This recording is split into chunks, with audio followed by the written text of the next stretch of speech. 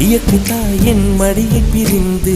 இப்படி வாழ இதயம் தொலைந்து சலித்து போனேன் மனிதனாயிருந்து பறக்க வேண்டும் பறவையாய் திரிந்து